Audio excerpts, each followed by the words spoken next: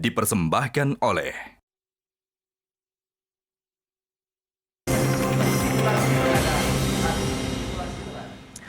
Anda kembali lagi bersama kami di Kontroversi Pemirsa. Sejumlah lembaga survei telah merilis data terbaru elektabilitas Capres dan Cawapres. Salah satunya adalah lembaga surveinya Mas Burhan di sini, Indikator Politik Indonesia. Kami akan menampilkan survei yang dilaksanakan pada tanggal 11 hingga 17 April 2023 dengan 1.220 responden.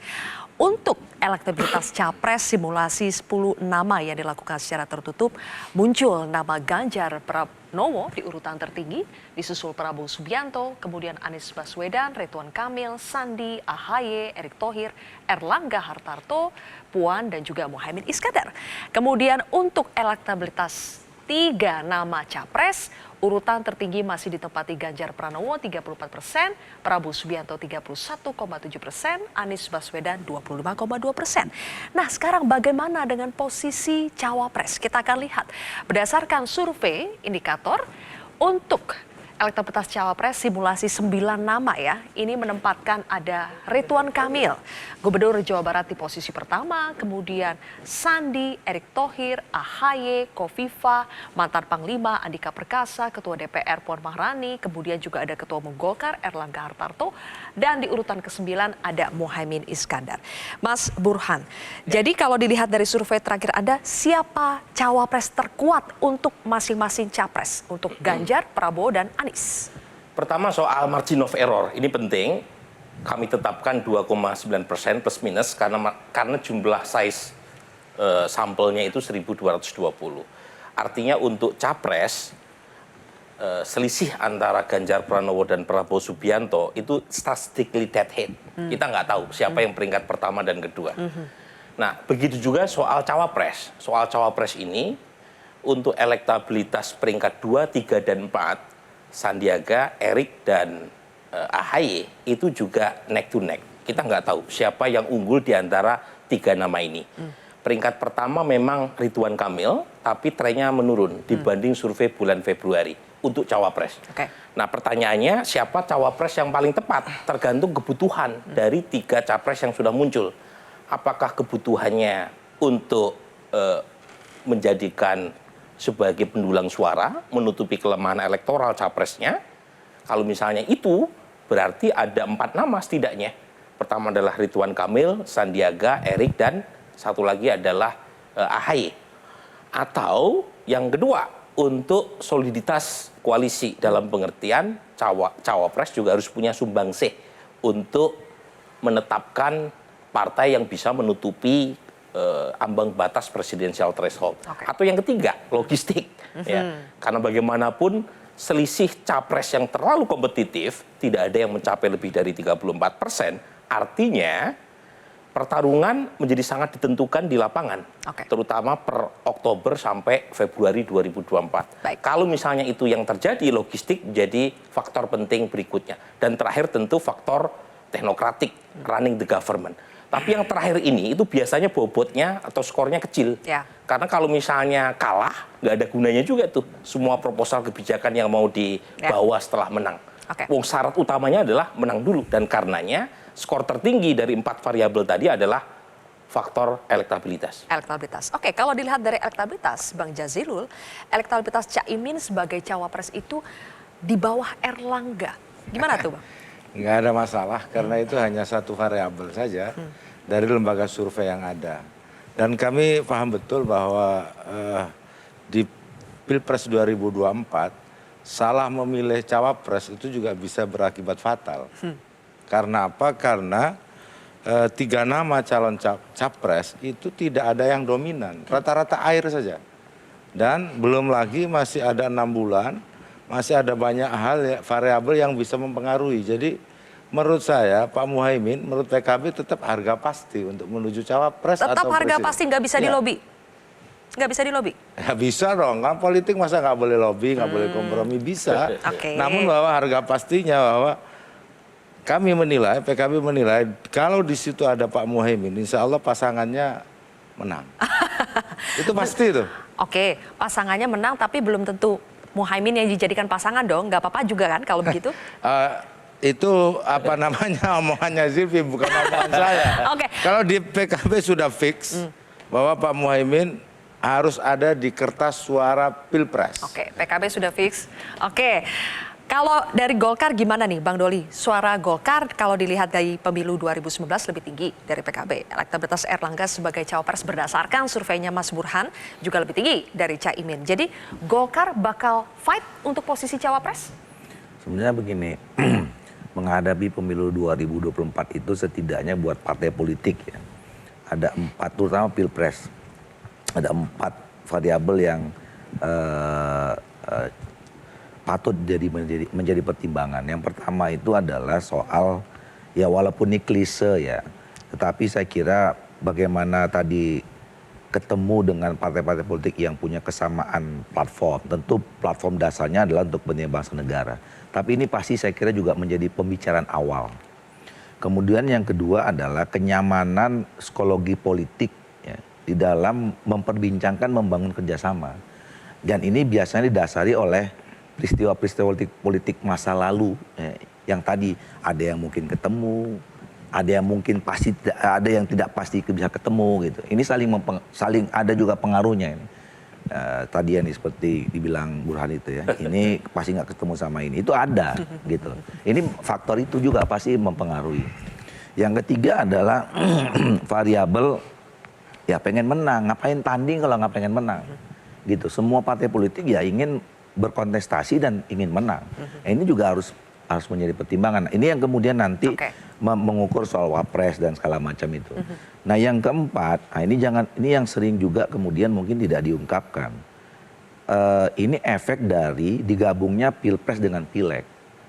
Pimpinan-pimpinan partai politik ini itu juga selain berpikir hanya soal, bukan hanya bisa berpikir tentang soal Pilpresnya saja.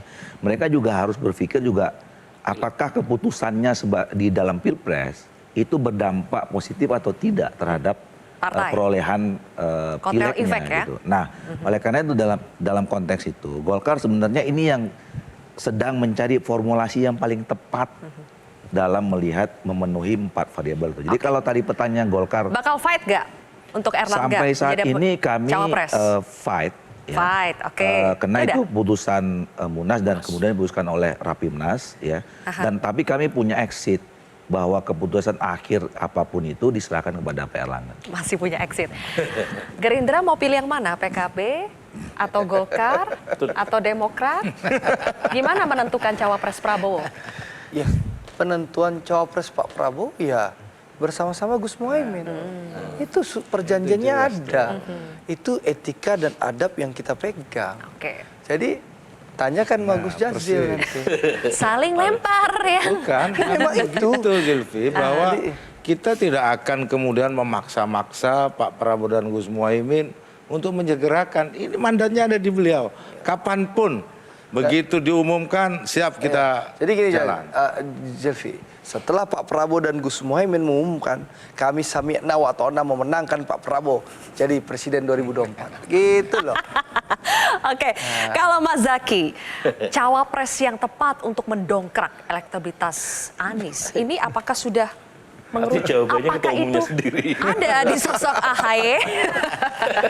AHY masuk 4 besar loh. Nggak, ini kalau Bang Burhan yang ditanya, dia jawabnya pasti Mas AHY gitu. Kan? Karena satu-satunya dari nama-nama tadi yang angle-nya, yang semangatnya, platformnya jelas-jelas perubahan, ya emang hanya Mas AHY. Yang lain kan orang bisa bilang all president man katanya, atau woman kan Di 4 begitu. besar tadi ya? Ya, dari 4 besar tadi kan siapa coba? Misalnya Ridwan Kamil. Erick Thohir, Sandi. Nah, itu kan jelas-jelas semuanya kan 2 menteri. 1 kan gubernur di Jawa Timur dan Jawa Barat. mohon maaf, Jawa Barat, dan kemudian bagian dari Golkar gitu. Udah jelas-jelas mendukung presiden. Berarti kan masa kita bicara koalisi perubahan, ya kan? Figurnya capresnya adalah tokoh perubahan, tapi cawapresnya kok bagian dari status quo. Ini kan nggak nyambung. Nanti akan dibilang apa add value-nya atau diferensiasi dari koalisi perubahan ini. Nah, konsistensi itu kan perlu. Tetapi lagi-lagi ada 2 hal yang mesti kita sama-sama cermati. Pertama, di koalisi perubahan sudah ada kesepakatan mengenai 5 kriteria. 1 bicara mengenai elektabilitas, yang kedua mengenai bisa kontribusi terhadap koalisi, ketiga adalah pengalaman dalam kepemimpinan, keempat adalah chemistry satu sama lain. Jadi nggak boleh nih bertolak belakang dengan capresnya. Karena capres sudah harga mati nih gitu. Yang kelima jelas, semangat perubahan gitu. Nah, itu hal yang mesti digarisbawahi.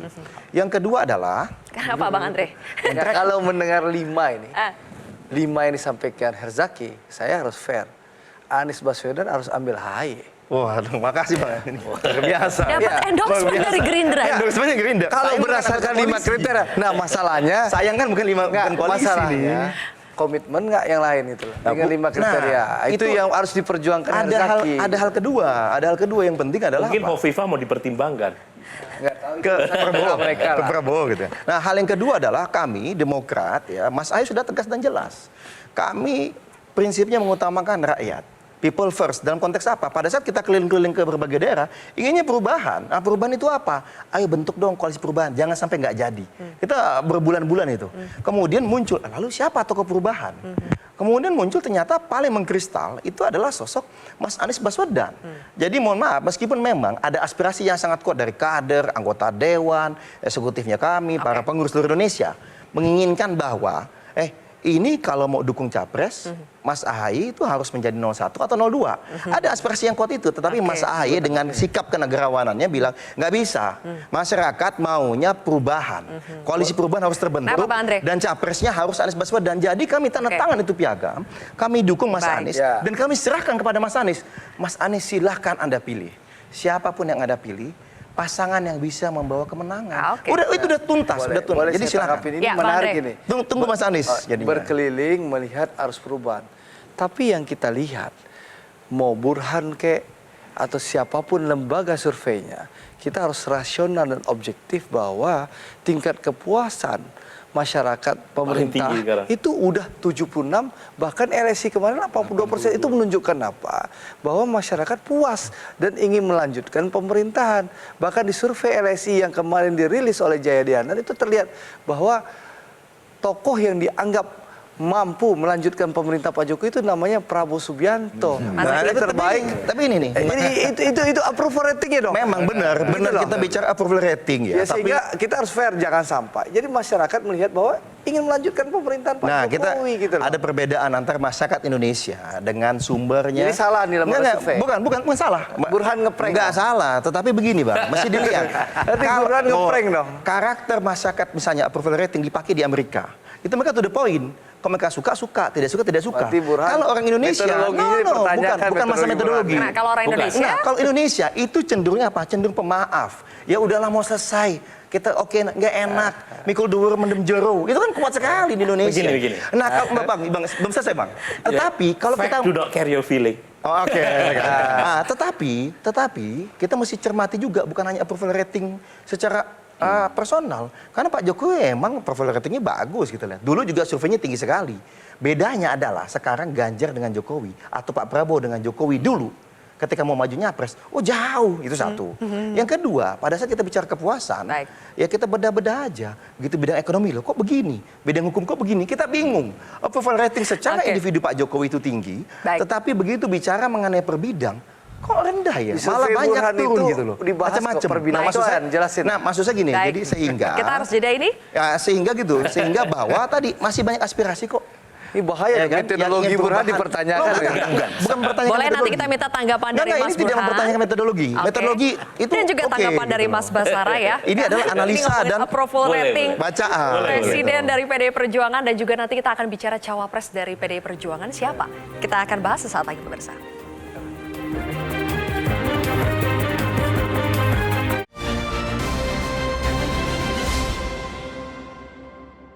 Dipersembahkan oleh